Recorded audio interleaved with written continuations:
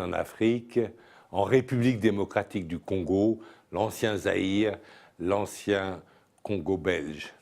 Et en me promenant dans une petite ville du Katanga qui s'appelle Likasi, une ville minière, j'étais frappé par la qualité de l'aménagement qu'avait laissé l'Union minière belge, la qualité des corons, des jolies petites maisons pour les ouvriers, des villas pour les ingénieurs, avec des alignements de manguiers. Tout ça était très bien aménagé.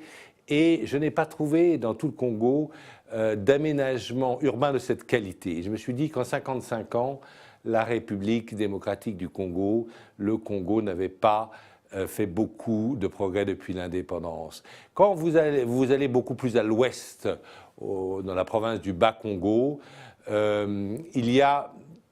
Mobutu avait lancé un grand projet, même dans les années 60, ensuite 70, qui est le barrage d'Inga.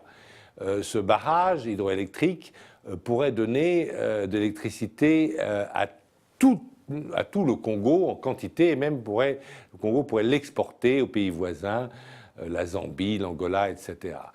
Eh bien, il y a des schémas qui ont été faits pour une phase 3 qui devrait quadrupler la puissance du barrage pour la mettre à 6000 mégawatts. Eh bien, ce n'est toujours pas fait depuis 30 ans. Pourquoi ? Pourquoi les investisseurs internationaux ne se ruent-ils pas sur ce pays de cocagne qu'est le Congo, qui est le plus grand pays francophone d'Afrique noire? Parce qu'il n'y a pas de confiance. Pourquoi n'y a-t-il pas de confiance? Parce qu'il n'y a pas d'état de droit. Et l'urgence aujourd'hui, c'est de mettre un état de droit en Afrique. Si vous prenez le développement de Singapour, en 1957, Singapour et le Nigeria étaient deux colonies britanniques.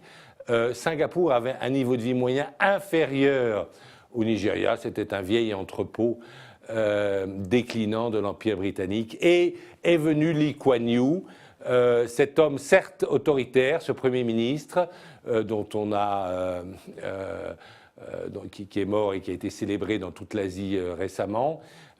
Il a fait un régime autoritaire, mais il a surtout installé un état de droit. Quand il quitte le pouvoir en 1990, il laisse derrière lui un état de droit, ce qui fait que Singapour a la confiance des investisseurs internationaux et marche bien. Ce n'est pas le cas au Congo.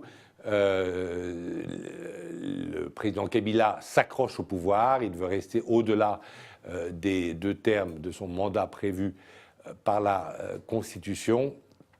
Et dans un tel état d'esprit, dans les pays où règne l'arbitraire, les investisseurs internationaux ne viennent pas. Et pire, les populations fuient ces pays dictatoriaux.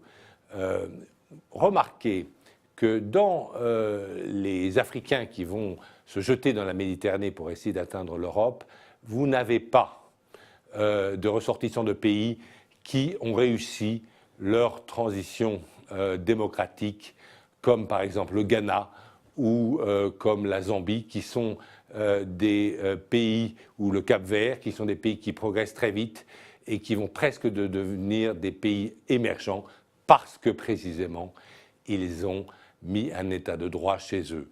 Le dernier mot sera pour Obama, qui en juillet 2014 avait reçu tous les chefs d'État africains à Washington, et il leur avait dit les yeux dans les yeux, l'Afrique n'a pas besoin d'hommes forts, elle a besoin d'institutions fortes.